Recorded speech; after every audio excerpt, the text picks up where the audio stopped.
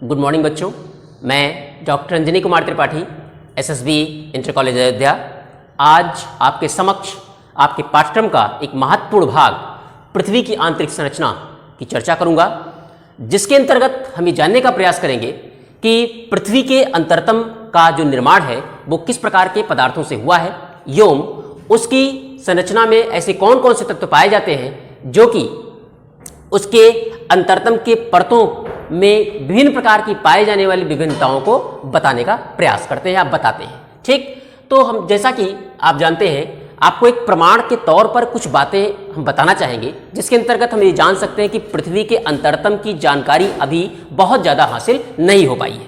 For example के तौर पर दक्षिण अफ्रीका में जो स्थलीय खदान है वो अभी तक केवल 4 किलोमीटर की गहराई तक ही खोदी जा सकी है, जबकि जो तेल की खदान है वो केवल 6 किलोमीटर की गहराई तक ही खोदी गई है। तो इसका मतलब कि पृथ्वी के अत्यधिक गहराई में कुछ ऐसा भाग जरूर है जहां पर हमारे जो विभिन्न प्रकार के कह सकते हैं जो वैज्ञानिक यंत्र है वो काम नहीं कर पा रहे हैं, वो पिघल जा रहे हैं, या कुछ अन्य कारण हैं जिनकी वजह से हम पृथ्वी के अंतरतम की अत्यधिक जानकारी हासिल नहीं कर पा रहे हैं, या कह सकते हैं कि अपने लिए उपयुक्त जानकारी हासिल नहीं कर पा रहे हैं।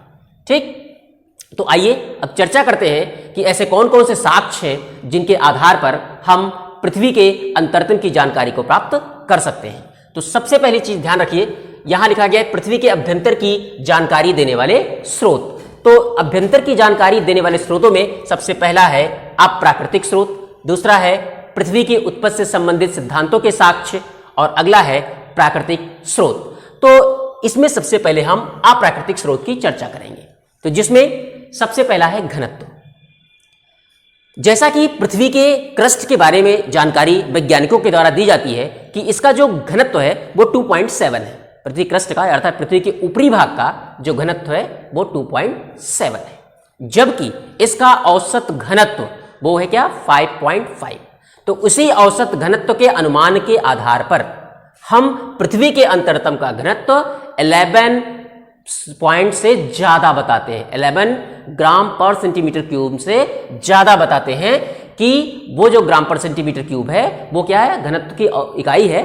तो वो चूंकि औसत 5.5 है तो निश्चित रूप से अभ्यंतर का घनत्व ज्यादा होगा। क्लियर? तो पृथ्वी के घनत्व में भिन्नता के आधार पर निश्चित रूप से यह बात तो प्रमाणित होती है कि पृथ्वी का घनत्व हर जगह एक समान नहीं है, तो पृथ्वी की संरचना, आंतरिक संरचना भी हर जगह एक समान नहीं है। ठीक, अब हम बात करते हैं दबाव की। तो जैसे जैसे हम पृथ्वी से नीचे जाते हैं अर्थात धरातल से नीचे की तरफ जाते हैं तो ऊपरी परतों के पदार्थों के भार के कारण दबाव बढ़ता जाता है। तो इसका मतलब कि घनत्व और दबाव में एक सीधा संबंध पाया जाता है। क्लियर? लेकिन आधुनिक सर्वेक्षण या भूगर्भिक तथ्य ये बताते हैं कि पृथ्वी के अंतरतम में हर जगह जो दबाव है वो समान नहीं है, और एक बात, एक निश्चित सीमा पे जाने के बाद दबाव निष्प्रभावी हो जाता है, अर्थात वहां दबाव काम नहीं करता।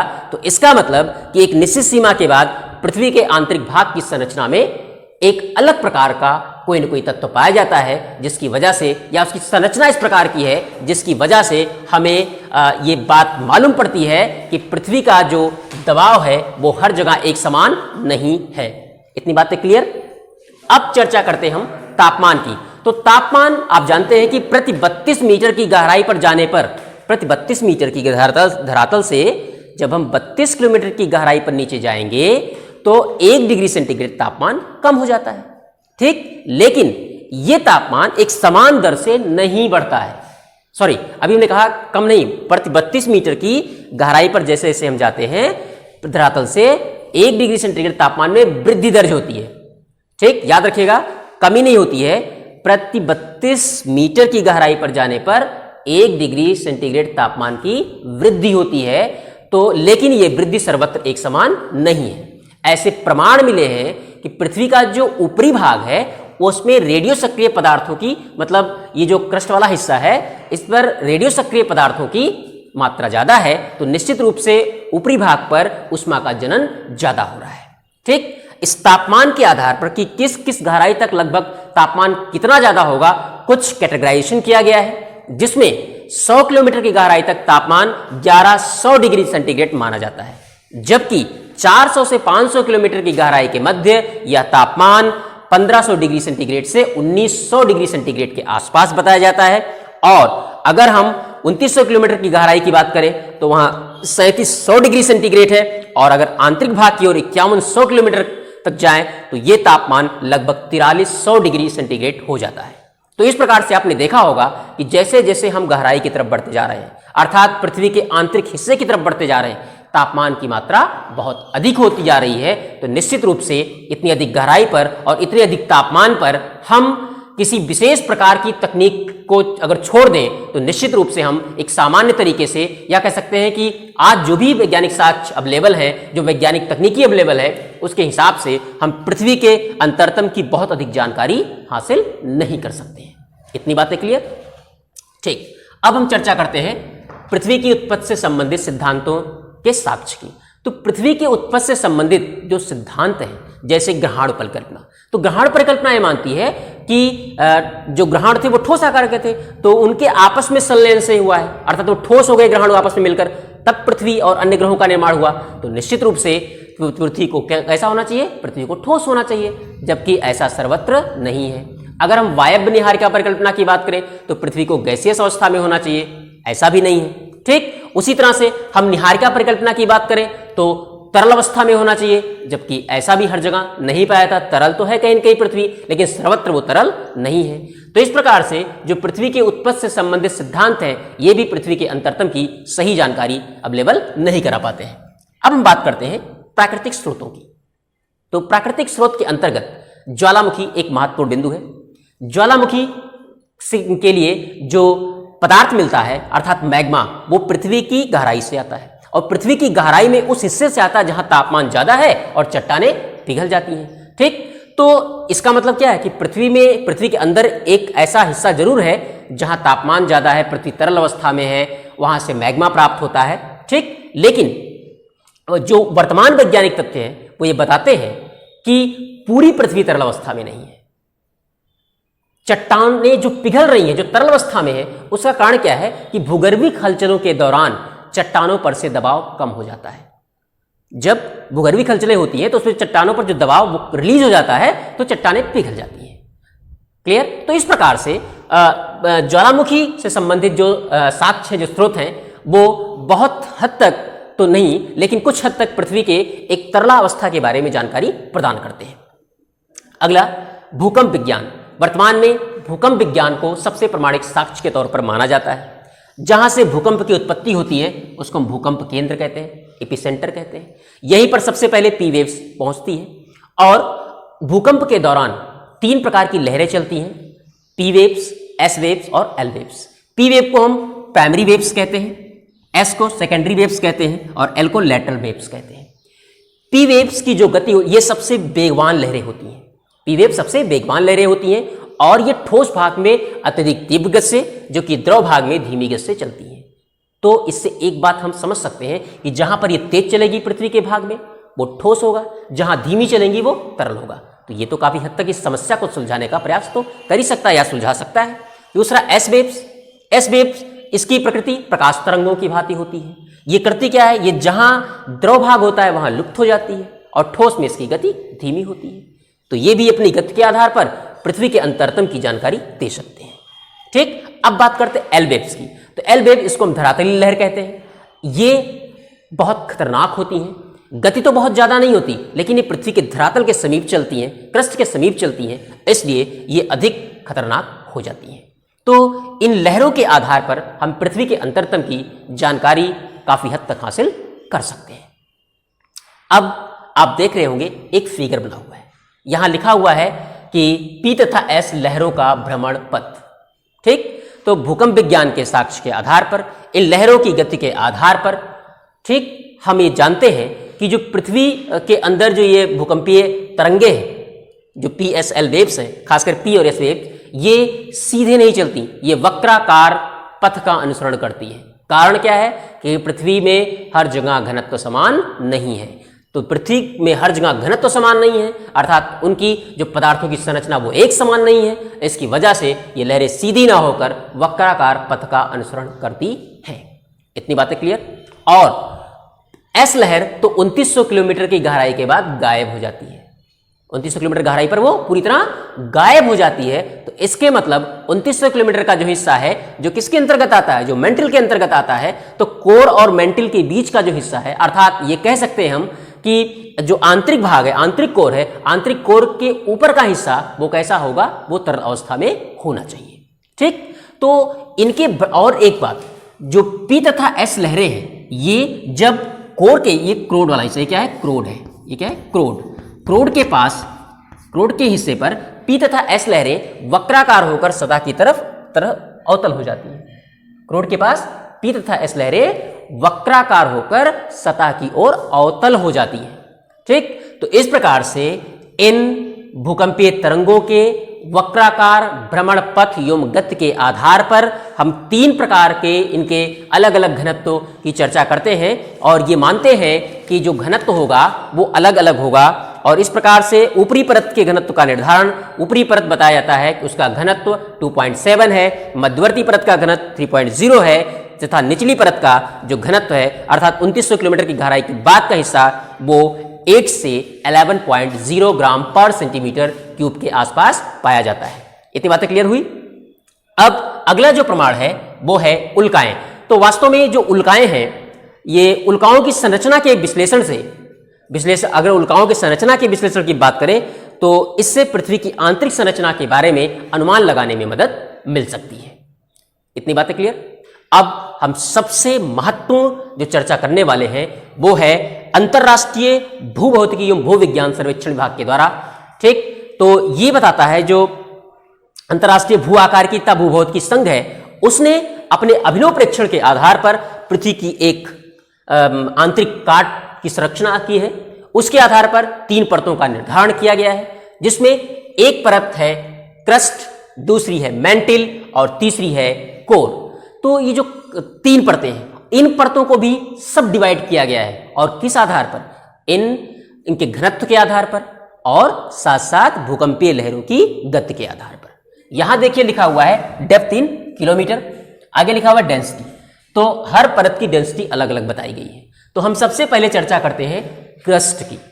तो जो पृथ्वी की सबसे ऊपरी परत है उसको वैज्ञानिकों ने क्या बताया है, क्रस्ट, और इसकी गहराई कितनी है, 0 से 30 किलोमीटर। ये क्या है, 0 से 30 किलोमीटर।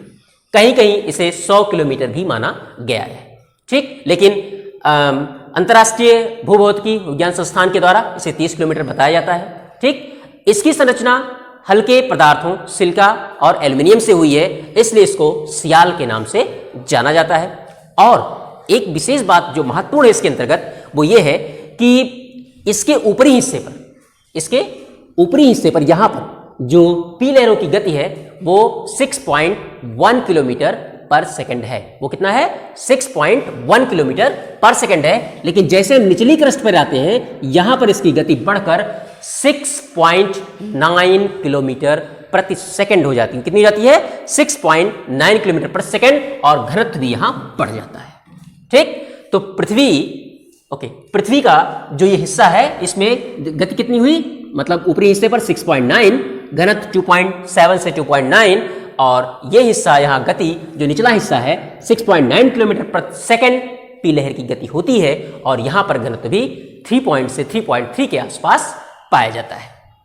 तो अब ये घनत्व में अंतर क्यों पाया जाता है, भाई घनत्व में अंतर है उस अनुसार पी लहर की गति है। तो पहले घनत्व में अंतर को वैज्ञानिक क्या समझाने का प्रयास करते हैं, वो कहते हैं कि जो ऊपरी परत है, क्रस्ट की ऊपरी परत, उसका जो कह सकते हैं निर्माण है वो हल्के सिलिकेट पदार्थों से हुआ है, जबकि जो निचली क्रस्ट है उसका निर्माण भारी सिलिकेट पदार्थों से हुआ है, इसलिए इनमें दबाव की वजह से इनके घनत्व में अंतर पाया जाता है। अब हम तरल और ठोस अवस्था की बात करते हैं, किसके आधार पर, भूकंपीय लहरों की गति के आधार पर। तो हमने कहा कि पी लहर की गति ऊपरी क्रस्ट में 6.1 किलोमीटर पर सेकंड, जबकि निचली क्रस्ट में 6.9 किलोमीटर पर सेकंड पाई जाती है। तो कहने का मतलब ये पी क्या करती है, ठोस में तीव्र, ये क्या होती है, ठोस में तीव्र होती है। तो ठोस में तीव्र है, और ये क्या है, ये द्रव में लुप्त होती है, ये द्रव में लुप्त होती है। तो ठोस में तीव्र, तो कहां तीव्र चल रही है, निचली क्रस्ट में। तो कहने का मतलब निचला क्रस्ट वो ठोस होगा अपेक्षाकृत ऊपरी क्रस्ट के। पास में आ गई। अब इस घनत्व में अंतर को सबसे पहले कोनराड महोदय ने समझा था, इसलिए उनके नाम पर ऊपरी क्रस्ट और निचली क्रस्ट के मध्य का जो घनत्व में जो अंतर है उसको हम कोनराड असंबद्धता के नाम से जानते हैं। बातें क्लियर? अब चर्चा करते हैं मैंटल की। ठीक है, तो मैंटल का विस्तार 30 किलोमीटर से 2900 किलोमीटर की गहराई तक पाया जाता है। कहां से? 30 किलोमीटर से 2900 किलोमीटर की गहराई तक पाया जाता है।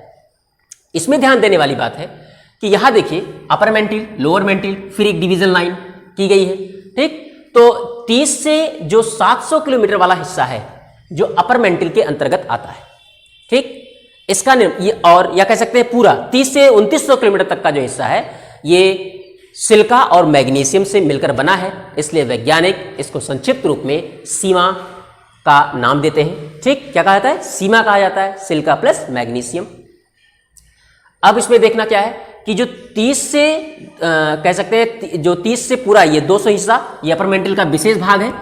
जब हम 100 से 200 किलोमीटर की गहराई पर पहुंचते हैं, कहां पर? 100 से 200 किलोमीटर की गहराई पर पहुंचते हैं तो यहां पर एकाएक पी लहरों की गति कम हो जाती है, जबकि ये निचला क्रस्ट है और ये वाला हिस्सा मतलब निचले 30 से 100 किलोमीटर 30 से 100 किलोमीटर के हिस्से पर पी लहर की गति अचानक 6.9 से बढ़कर 7.9 और फिर 8.1 किलोमीटर पर सेकंड हो जाती है। कहां? निचले क्रस्ट पर। ध्यान रखना है कि निचले क्रस्ट पर 30 से 100 किलोमीटर की गहराई के मध्य पी लहर की गति अचानक बढ़कर 6.9 किलोमीटर पर सेकंड से बढ़कर 7.9 किलोमीटर पर सेकंड और उससे भी अधिक बढ़कर 8.1 किलोमीटर पर सेकंड हो जाती है। तो निश्चित रूप से निचली क्रस्ट से जो ऊपरी मेंटल का 30 से 100 किलोमीटर का भाग है वो अत्यधिक ठोस अवस्था में है। ये बात पी लहर की गति प्रमाणित करती है। अब बात करते हैं हम उसके बाद के भाग की। तो 100 से 200, अब देखिए मेंटल के ही दो हिस्से में अंतर है। 30 से 100 किलोमीटर का हिस्सा अत्यधिक ठोस। अब देखिए 100 से जो 200 किलोमीटर का हिस्सा है उसमें एकाएक पी लहर की गति कम कहां होगी? द्रव में कम। तो निश्चित रूप से 100 से 200 किलोमीटर का हिस्सा कैसा है? वो द्रवित है और इस हिस्से को जोन ऑफ लो वेलोसिटी, निम्न गति का मंडल कहा जाता है। अर्थात यहां चट्टानें पिघली अवस्था में पाई जाती हैं तो निश्चित रूप से ये मैग्मा भंडार होगा जहां से ज्वालामुखी को उद्भेदन के लिए मैग्मा प्राप्त होता है। बातें क्लियर? अब इसमें अंतर पाया गया। अब देखिए घनत्व की बात करते हैं, ये तो पी लहर की बात हो गई।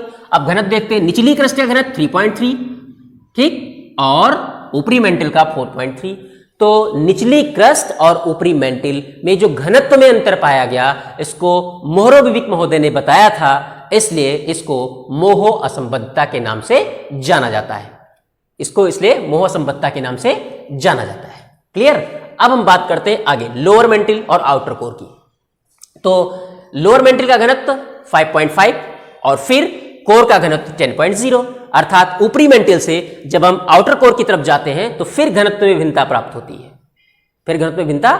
होती है। लेकिन उसके पहले जो सबसे महत्वपूर्ण भाग है मेंटल के संदर्भ में वो ये जानना है, जरूरी है कि पृथ्वी के समस्त आयतन का ये कितना हिस्सा कवर करता है। पृथ्वी के समस्त आयतन का ये कुल 83% हिस्सा कवर करता है, जबकि द्रव्यमान का 68%। याद रखना, द्रव्यमान का 68%, जबकि ऊपरी हिस्से जबकि आयतन का 83% हिस्सा ये कवर करता है। इतनी बातें क्लियर?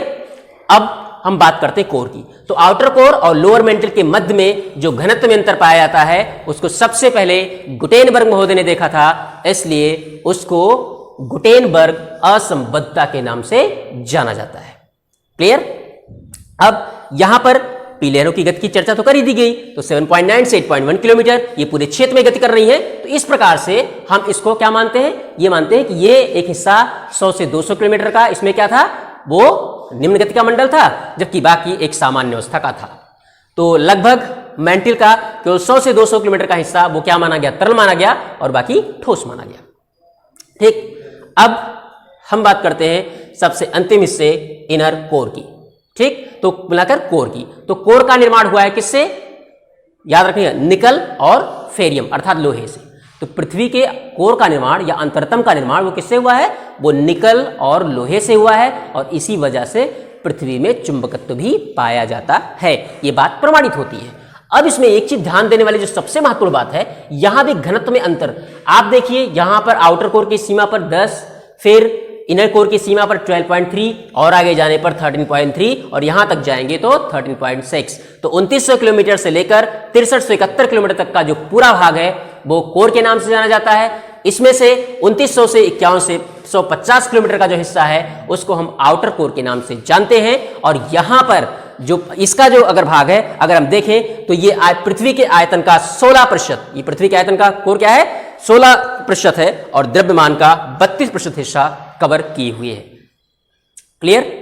Outer core. अब आउटर कोर की जो सबसे महत्वपूर्ण बात है, यहां पर 2900 किलोमीटर से 5150 किलोमीटर के मध्य का जो भाग है, इसमें भूकंपीय एस लहरें प्रवेश नहीं कर पाती।